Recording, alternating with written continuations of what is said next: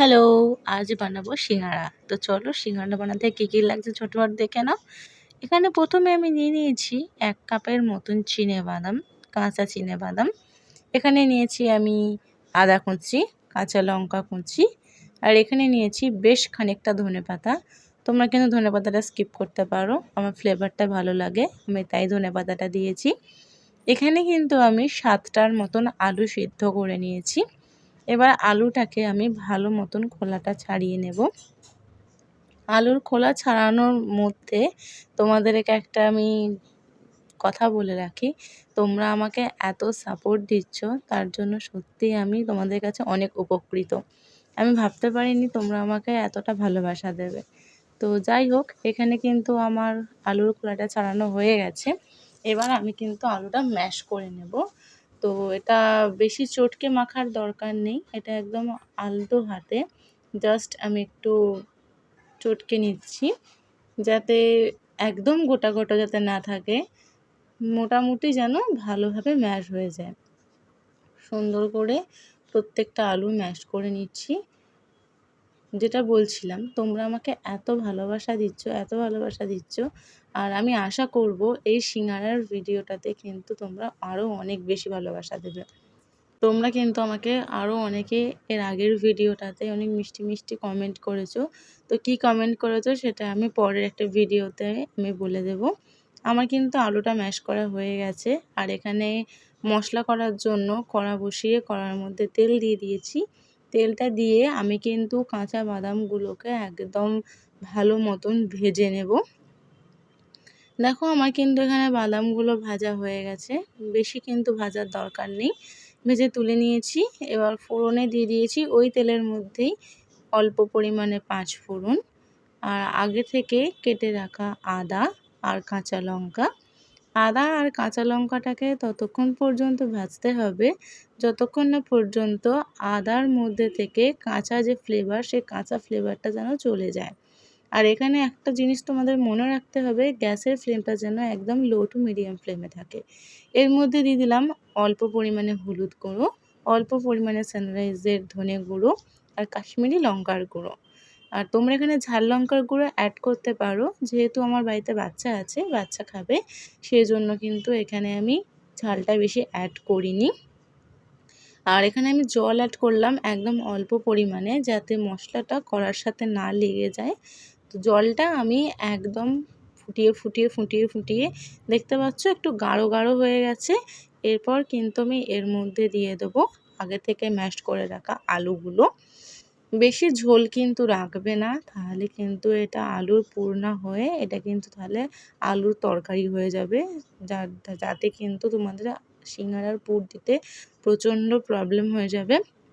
সেজন্য আমি কিন্তু বেশি জল রাখিনি, একদম অল্প অল্প সেই অবস্থাতে আমি আলুটা দিয়ে দিয়েছি। দিয়ে ভালো মতন আমি একদম নাড়াচাড়া করে নিচ্ছি। একদম ভালোভাবে নাড়াচাড়া করে নেওয়ার পর স্বাদ মতন লবণ এখানে আমি দিয়ে দিলাম। স্বাদ মতন লবণটা দিয়ে আমি কিন্তু এখানে নেড়ে চেড়ে নিচ্ছি। নেড়ে চেড়ে নেওয়ার পর এখানে কিন্তু মশলাটাকে খুব ভালোভাবে কষিয়ে নিতে হবে। আর দেখবে আলুটা অটোমেটিক্যালি কড়া থেকে ছেড়ে যাচ্ছে, কড়াতে লেগে যাবে না। আর গ্যাসটা কিন্তু অবশ্যই একদম লো হিটে রাখবে, এখানে একদম যেন লো ফ্লেমে থাকে। এরপর দিয়ে দিলাম বিট লবণ বা কালো লবণ অনেকে বলেন আপনারা। তো এইখানে অল্প পরিমাণে দিয়ে দিলাম বিট লবণ। বিট লবণটা দেওয়ার পর দিয়ে দিলাম ভেজে রাখা বাদামগুলো, আর দিয়ে দিলাম ধনেপাতা। ধনেপাতাটা দিয়ে আর বাদামটা দিয়ে ভালো মতন কিন্তু এখানে আমি মশলাটাকে আমি কষিয়ে নিচ্ছি, আলুর মশলাটাকে। দেখো আমি কিন্তু সুন্দর করে একদম মশলাটা আমার কষানো একদম প্রায় রেডি হয়ে এসেছে। এর মধ্যে দিয়ে দিলাম জিরে গুঁড়ো। এটা তোমরা কিন্তু জিরেকে চাটুর মধ্যে বা তাওয়ার মধ্যে অল্প সেঁকে একদম রোস্ট করে তোমরা দিতে পারো। আমার কাছে সেই রোস্ট ছিল না বলে আমি একদম অল্প পরিমাণে যে কাঁচা জিরে গুঁড়োটা থাকে আমি সেটাই দিয়েছি। এখানে কিন্তু আমার পুর রেডি হয়ে গেছে। দেখো কি সুন্দর এসেছে আমাদের পুরের রঙটা, দারুণ হয়েছিল কিন্তু খেতে পুরটা। তো এরপর কিন্তু ময়দাটা আমরা রেডি করে নেব। তো ময়দাটা তোমরা কিন্তু তোমাদের পরিমাণ মতন ময়দাটা অবভিয়াসলি নেবে। এখানে আমি আমার পরিমাণ মতন 1.5 বাটি ময়দা আমি এখানে ইউজ করে নিয়েছি। এর মধ্যে দিয়ে দিলাম কালো জিরা, তোমরা চাইলে জোয়ানও অ্যাড করতে পারো, আরও ভালো লাগে খেতে। এখানে আমি জোয়ান অ্যাড করিনি, অল্প পরিমাণে শুধু কালো জিরা অ্যাড করে দিয়েছি। কালো জিরাটা হাত দিয়ে নেড়ে চেড়ে নিয়ে এর মধ্যে দিয়ে দিলাম বড় চামচের 2 চামচ সাদা তেল। কারণ ময়ানটা কিন্তু আমাদের ভালো মতন দিতে হবে। ময়ানটা এমনভাবে দিতে হবে যেন পুরো খাস্তা হয়, আর ভাজার সময় যেন কোনো রকম প্রবলেম ক্রিয়েট না হয়। দেখো আমি কিন্তু এখানে তোমাদের সাথে কথা বলতে বলতে আমি কিন্তু দেখো আমার ময়দা মাখা হয়ে গেছে। ময়দাটা এমনভাবে ময়ানটা আমি দিয়েছি, দেখো হাতে করে চিপলে একটা মণ্ড তৈরি হচ্ছে। তোমাদেরকেও কিন্তু ময়ানটা এরকমভাবে সুন্দর করে দিতে হবে। এবার আমি এখানে অল্প পরিমাণে জল অ্যাড করছি, একদম অল্প অল্প করে জল অ্যাড করে আমি এখানে ময়দাটা মেখে নেব। আমি কিন্তু দেখো ময়দাটা একদম আলতো হাতে অল্প পরিমাণে জল দিয়ে দিয়ে একটা ডো রেডি করে নিয়েছি। আর এই ডোটা দেখো কত মসৃণ হয়েছে। আর এটা কিন্তু রুটি বা লুচির লেচি যেরকম হয় তার থেকে কিন্তু আর একটু শক্ত করে মাখতে হবে, যেন আর রুটি বা লুচির মতন যেন লেচিটা নরম না হয়ে যায়। দেখো আমি এখানে আবার একটা বেলন চাকি নিয়ে নিয়েছি, যার মধ্যে আমরা রুটি বেলে থাকি সম্ভবত। সো এটা নিয়ে আমি কিন্তু আরেকটু ভালো করে মেখে নিয়েছি। মেখে নেওয়ার পর এখানে কিন্তু আমার 7টা লেচি হয়েছে। 7টা লেচি হওয়ার পর এবার এখানে আমি 7টা লেচি ছড়িয়ে দিয়ে তার মধ্যে একটা একটা করে লেচি নিয়ে তোমাদেরকে বেলে আমি দেখিয়ে দেব। আর এই যে লেচিটা আমি বেলছি এই মুহূর্তে, এটা কিন্তু রুটির মতন হবে না, একদমই নয়। কারণ এটা রুটির মতন বেললে কিন্তু একদমই মানে আমরা যে সিঙ্গারাটা বানাবো সিঙ্গারা শেপে কিন্তু আসবে না। একটু চওড়া করে লম্বা করে বেলতে হবে। আর একটা লেচি থেকে কিন্তু আমাদের 2টো করে সিঙ্গারা হবে। তো দেখো আমি এখানে কিন্তু লম্বা করে বেলে নিয়েছি। এবার আমাদের নেক্সট স্টেপ যেটা করতে হবে, একটা ছুরি নিতে হবে আর মাঝ বরাবর সমান অংশ করে কিন্তু লেচিটাকে কেটে নিতে হবে। দেখো আমি কেটে নিয়েছি কি সুন্দর করে, আর কতটা মোটা রেখেছি তোমাদেরকে আমি দেখিয়ে দিচ্ছি। দেখো এই যে আমি সুন্দর করে দেখো তোমাদের দেখিয়ে দিলাম, না বেশি মোটা না একদম পাতলা। একদম পাতলা করলে কিন্তু পুর দেওয়ার পরে ফেটে যাবে, আর মোটা যদি করো বেশি তাহলে কিন্তু কাঁচা কাঁচা রয়ে যাবে, ক্রিস্পি ভাবটা কিন্তু একদমই আসবে না। দেখো এখানে আমি পুর আর একটা বাটিতে কিন্তু জল নিয়ে নিয়েছি, আর এই যে একটা টুকরো নিয়ে নিয়েছি রুটির, দেখো নিয়ে আমি একদম সাইড দিয়ে জল দিয়ে দিলাম। দেওয়ার পর একটা আঙুল আমি মিডিলে রেখেছি, রেখে আমি কিন্তু ভাঁজ করে নিচ্ছি। দেখো আমি সুন্দর করে একটা আঙুলকে মিডিলে রেখেছি শেপ আনার জন্য, ভালো একটা শেপ আসে। তোমরা যখন বাড়িতে সিঙ্গারা বানাবে এরকম কিন্তু সুন্দর করে একটা আঙুল ওই লেচির মিডিলে দিয়ে দেবে, তাহলে কিন্তু তোমাদের সুবিধা হবে। দেখো এখানে কিন্তু আমাদের সিঙ্গারার পকেটটা প্রায় রেডি হয়ে গেছে। দেখো কি সুন্দর আমার পকেটটা আমি তৈরি করে নিলাম। আর যখন বানাবে জয়েন্ট মুখগুলো কিন্তু ভালো মতন তোমরা চেপে চেপে দেবে। দেখো আমি যেরকমভাবে চেপে চেপে দিলাম। এরপর দেখো আমি কিন্তু পুরোপুরি পুরটা রেডি করে নিয়ে চলে এসেছি।